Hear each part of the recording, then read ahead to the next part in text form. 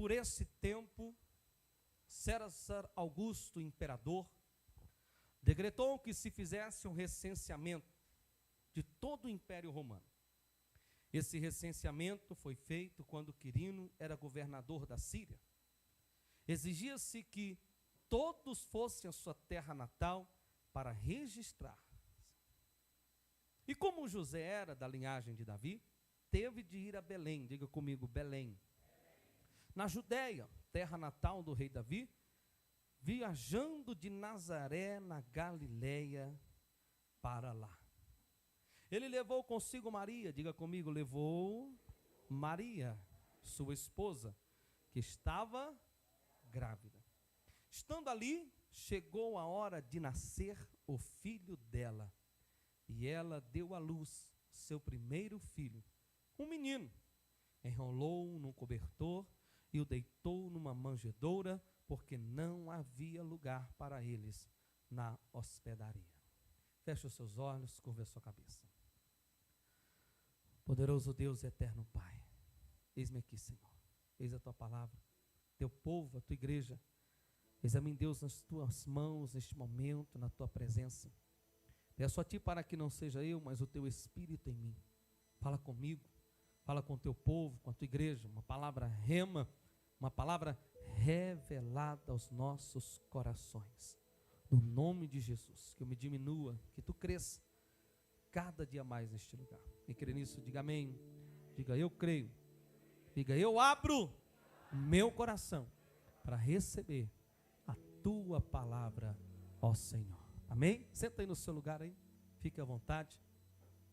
Aleluia. Não é proibido dar glória. Não é proibido dizer aleluias. Glória a Deus. Não é. Pode falar, gritar, pode dizer, porque Ele já está neste lugar. A presença dEle já é real neste lugar. Olha para quem está perto de você e diga assim: oi, tudo bem? Por favor, não converse comigo, porque eu quero ouvir a palavra. Se você falar comigo, eis que eu te digo, seu celular vai queimar. Ai, não me procure depois para orar para o celular voltar, que eu não vou. Quando a Bíblia fala sobre a morte do Cordeiro desde a fundação do mundo, ela está falando a respeito de Jesus. E desde então, ouvimos falar sobre o nascimento do Messias. Não vimos a cruz ainda, não vimos os passos dele, mas ouvimos na Bíblia falar sobre o nascimento do Filho de Deus. E por toda a eternidade, e ainda restrita à eternidade, chegaria um tempo em que seria manifesto o nascimento de Jesus. E podemos dizer que é falado e anunciado de eternidade em eternidade. Tudo já existia antes de acontecer. Tudo já existia no céu antes de acontecer na terra. O céu, irmãos, irmãs, já fazia barulho. Os anjos já regozijavam e festejavam o nascimento de Jesus. Mas deixa eu te falar algo. Os anjos, quando começam a louvar ao Senhor, é uma coisa linda e magnífica. Mas deixa eu te falar algo. Nós deveríamos superar os anjos na hora de louvar a Jesus, na hora de louvar ao Senhor. Por quê, pastor? Porque Jesus morreu para a nossa redenção. Jesus veio para a nossa salvação. Jesus veio para o nosso resgate. Por isso o ser humano deveria superar-se e superar os anjos em louvor e adoração. Porque ele não veio para salvar anjos, ele veio para salvar o homem. Ele veio para nos redimir. Nós deveríamos ter este motivo e esta motivação dentro de nós, de louvarmos ao Senhor mais alto, mais alegres e mais felizes, porque foi por mim, foi por você. Dá um glória a Deus aí. Eu senti que eu nem comecei a pregar, parece que eu já fui duro. Ele veio para nos salvar. E quando olhamos para isso, vemos o poder de Deus nos resgatando da cova. Vemos o poder de Deus nos tirando da morte. Vemos o poder de Deus nos resgatando das mãos do inferno. Quando olhamos para isso, vemos o próprio Deus com a sua estratégia e poderosa estratégia, uma estratégia de força, uma estratégia inesgotável de sabedoria. Uma estratégia, a ponto de vista do céu, era hora de gritar, era hora de dizer: nasceu em Belém o Filho de Deus. Mas hoje eu quero falar sobre promessa. Quando nós carregamos uma promessa, como Maria estava carregando uma promessa. Ao ponto de vista do céu era momento de gritar e declarar, mas para Maria não era momento de gritar. Porque ela estava carregando a promessa, mas ela tinha alguns probleminhas e algumas situações que estavam acompanhando ela. Ela tinha alguns probleminhas que ela estava enfrentando. Primeiro, Maria não tinha um ponto de referência. Como assim, pastor? Sempre que Deus faz algo por você, para o qual você não tem um ponto de referência, é algo que Ele está fazendo para que nós pudéssemos entender que é maior do que nós. Quando Deus faz algo em nós, nós temos a mania de buscar um ponto de referência, nós temos a mania de olhar para os nossos antepassados, os nossos ancestrais, olhar para trás na nossa vida e apontar o motivo para o que você está passando, para o que você está caminhando e o que você precisa ajustar na caminhada. Quando nós temos algo de uma promessa, de um propósito de Deus em nossas vidas, quando Deus quer fazer algo em nós, a gente quer olhar para trás e procurar referências para saber onde a gente pode alinhar, onde a gente pode acertar. Mas deixa eu te falar uma coisa, Maria estava andando em águas desconhecidas, Maria e José estavam andando em lugar onde eles não sabiam como procederiam. Deixa eu te falar algo interessante, era uma gravidez tão sobrenatural que Maria não podia nem mesmo sentar com o seu pastor, com o seu rabino, com o seu mestre e falar para ela. Imagina comigo, Maria chegando: pastor Kels, estou grávida de Deus. Pensa um tanto quanto esquisito eu iria achar, sim ou não? Você está doido, irmã? Irmã Maria, só precisa orar mais. Não, pastor, eu me encontro grávida do Filho de Deus. Não, irmã, você está doida. É que você bebeu, irmã. Então Maria estava andando em águas desconhecidas. E isso se tornava desconfortável para ela, porque ela não poderia falar nada. Se não me falha a memória de leitura bíblica, a qual eu tenho, até para sua prima, mãe de João Batista, quem falou foi o anjo. Ninguém mais falou. Então precisamos entender que Deus, queridos, Ele está fazendo algo que talvez não tenha referência para você se apoiar. Talvez Deus está fazendo algo na sua vida que não tem pessoas dos seus antepassados a qual você pode se apoiar. Porque talvez você nunca viu alguém na sua casa, na sua família, fazer algo que você está fazendo hoje.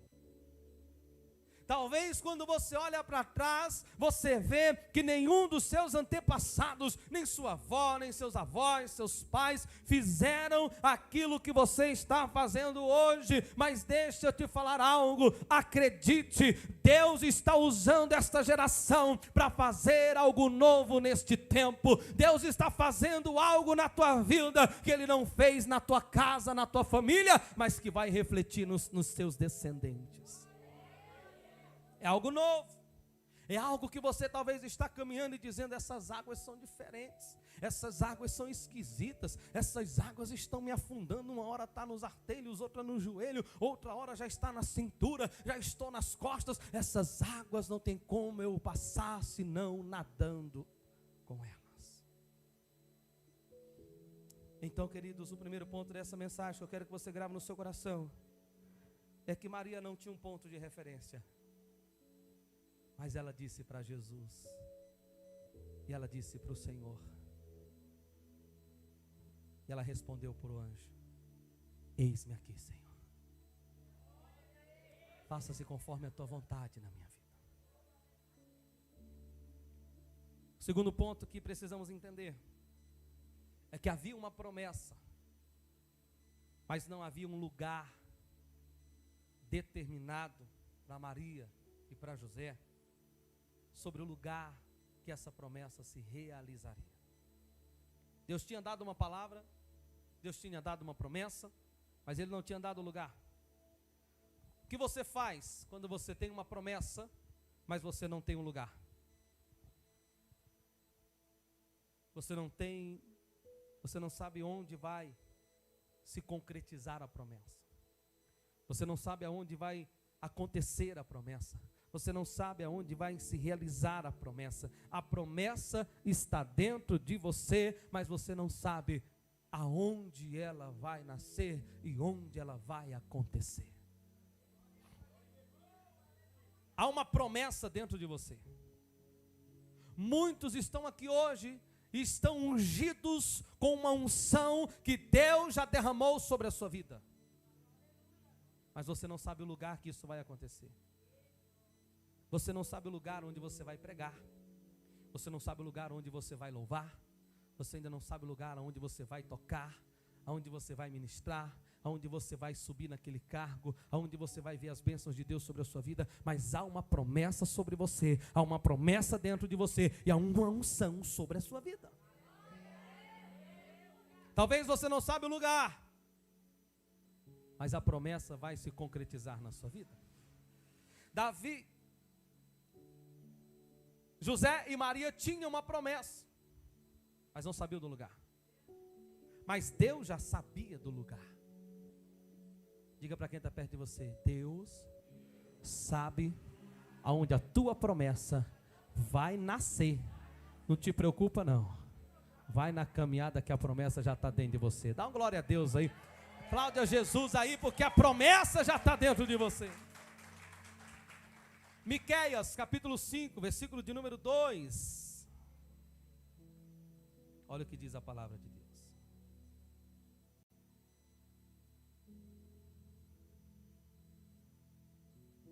Abriu aí? Miqueias, capítulo 5, versículo de número 2. Diz assim a palavra de Deus: Ó Belém, Efratá, você é apenas uma pequena vila da Judéia, mas será o lugar onde vai nascer o rei de Israel. Ele será descendente de uma família que vem de um passado distante, de tempos antigos. Deus sabia aonde a promessa nasceria. Mateus capítulo de número 2, versículo de número 4.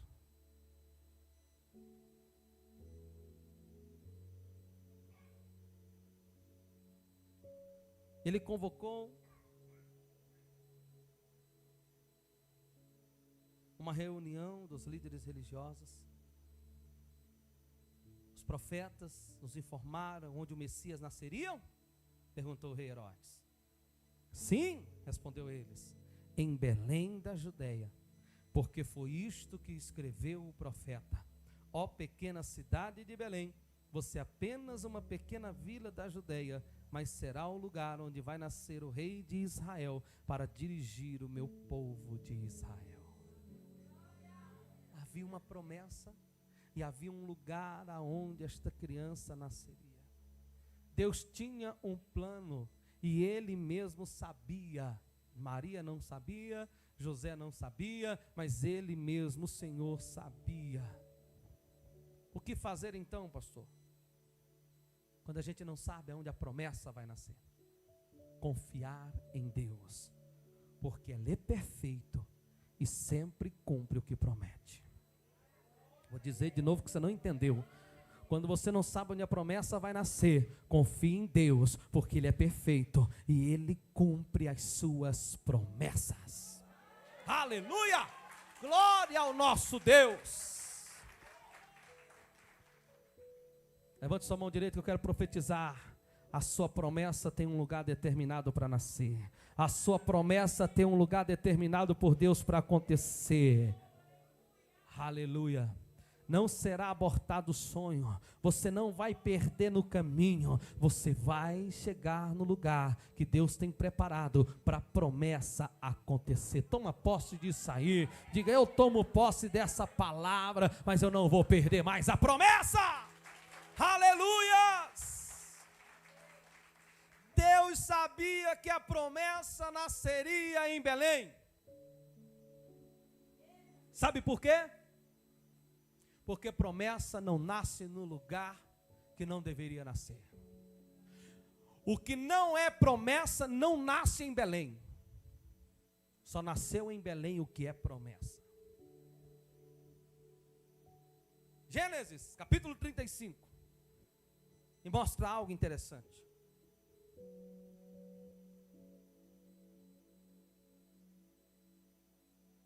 Versículo de número 16.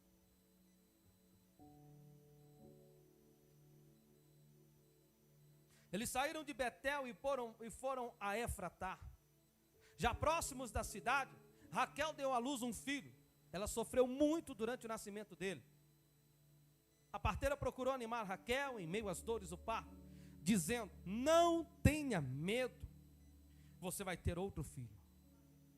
Raquel estava morrendo, mas ainda conseguiu dar-lhe o nome de Benoni. Porém seu pai lhe deu o nome de Benjamim. Assim morreu Raquel. Ela foi enterrada junto ao caminho de Efratá, que é o quê? Que é o quê? Que é o quê? Sobre o sepulcro de Raquel, Jacó ergueu uma coluna que está lá até hoje. Olha que analogia bacana. Jacó sai de onde ele estava, em direção a Efratá, que naquela época Belém era Efratá. Na caminhada, Raquel, sua esposa, estava grávida. Imagina você comigo, uma mulher em cima de um camelo ou de um jumento, eu não sei o que usavam na época, mas o desconforto daquela mulher, naquela caminhada, naquela mudança de uma cidade para outra. E de repente chegou o momento dela ter aquela criança. Deixa eu te falar, eles estavam indo para onde? Para Belém. Mas Deus fez assim, opa, esse menino não pode nascer em Belém. Porque talvez vão pensar que ele é o Salvador, que ele é o Messias, que ele é o Filho de Deus. Se esse menino nasce em Belém, acabou meus planos. Então Deus faz com que aquela criança nasça no meio, no trajeto. É tão tal que diz a Bíblia, que a criança nasceu, a mãe sim morreu, por causa das complicações. E ela foi enterrada junto ao caminho de Efratá, que é Belém.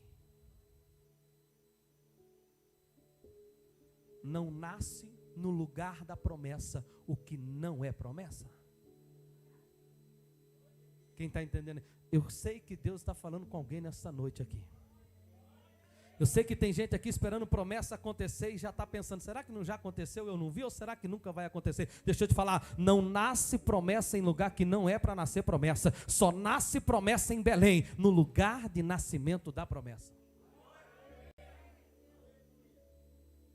Talvez Deus permitiu chegarem até perto de Belém, mas não permitiu nascer em Belém. Uma coisa que eu observo, e o que eu quero deixar a você também, toda promessa, escute bem, grave no seu coração isso. Quem tem promessa de Deus para a sua vida aí? Toda promessa na sua vida e na minha vida causa desconforto. Toda promessa causa desconforto. A Bíblia me diz em Lucas capítulo de número 2, no versículo de número 1 ao 7, que eles foram, Maria e José, pela lei, pelo decreto, eles eram obrigados a sair de onde eles estavam e ir até Belém, porque havia um censo. Eles tinham que ir no cartório, eles tinham que ir resolver problemas judiciais, eles tinham que ir prestar conta ao governo. Eu não sei se eles foram oficializar o casamento lá no cartório, mas a Bíblia diz que eles foram resolver assuntos políticos, assuntos judiciários, assuntos referentes a decreto. E a partir do momento que ele passa pelo censo, começa a aparecer no censo daquela cidade, que era feito de 14 em 14 anos, que Maria era esposa de José e que ela estava grávida de um menino ou de uma menina. Não vão colocar menino, mas vão colocar que ela estava grávida. Então Deus faz com que eles saiam de onde eles estavam, caminhando dias, horas, em cima de um jumentinho. Pensa comigo, irmão Rodrigo, uma mulher grávida, em cima de um jumento. Potoque, potoque, potoque. Imagina você, mulher, grávida em cima de um jumento, horas e horas, potoque, potoque, potoque. Isso quando o jumento não empacava. Imagina o desconforto. Mas ela estava carregando, diga comigo, a promessa. Imagina a sensação ruim naquele jumentinho, naquele saculejo, mas ela estava carregando. Imagina comigo, aquela mulher virava de um lado, botava as pernas para o outro, mas ela estava carregando. A promessa está dentro de você, mas talvez você não entendeu. Ela causa desconforto, mas ela não vai morrer no meio do caminho. Aleluia! Pode estar desconfortável, deixa eu te falar uma coisa. Deus se preocupa em te levar ao propósito. Deus se preocupa em te levar à promessa. Deus se preocupa em cumprir o plano dele na tua vida. Mas raramente Deus se preocupa com o conforto que você está tendo. Raramente Ele se preocupa se você está confortável. Mas uma coisa Ele sabe: eu vou fazê-lo chegar na promessa. Eu vou fazê-la chegar na promessa. Eu vou cumprir o que eu prometi. Oh, aleluia. Andando desconfortavelmente num jumentinho. Talvez você está andando num carrinho que está te trazendo desconforto. Mas Deus está preparando um carro que vai te trazer conforto. A promessa vai acontecer. Talvez você está tendo situações difíceis na sua casa, na sua família, no seu casamento. Talvez seja um desconforto, mas Deus está dizendo: a promessa está de pé, o plano está de pé, o desconforto vai passar. Eu não sei qual é a promessa que você está esperando, mas eu quero te dizer nesta noite: Deus não está preocupado com o desconforto. Deus não está preocupado se está machucando, se você está chorando. Ele está preocupado em cumprir o plano, em cumprir a promessa, em realizar o sonho dele na tua vida. E ainda que alguém se levante, nada pode impedir o agir de Deus na vida de um servo dele. Aleluia!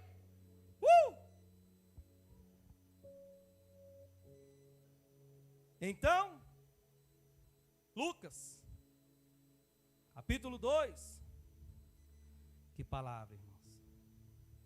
Versículo de número 1, que palavra é essa? Versículo de número 6, vamos para o 4, né? E como José era da linhagem de Davi, teve que ir a Belém, na Judéia, terra natal de Davi e dele, José. Viajando de Nazaré, na Galileia, foram para Belém. Versículo 6. Estando ali.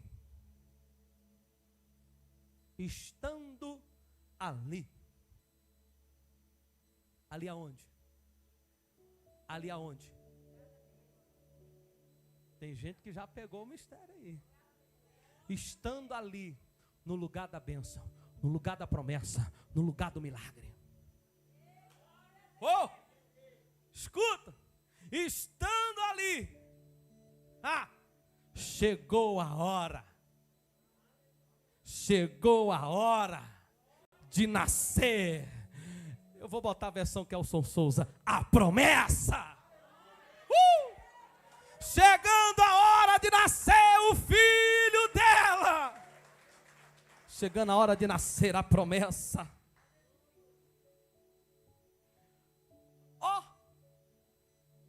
José, que foi, mulher? Estourou a bolsa. Chegou a hora de nascer, o que é que acontece? Quem sabe aí? A bolsa faz o quê? Estoura, sim ou não? Então a bolsa estourou. Imagina o desconforto, irmão, numa viagem. Estourou a bolsa.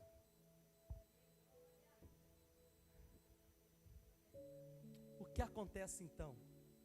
Ou o que fazer?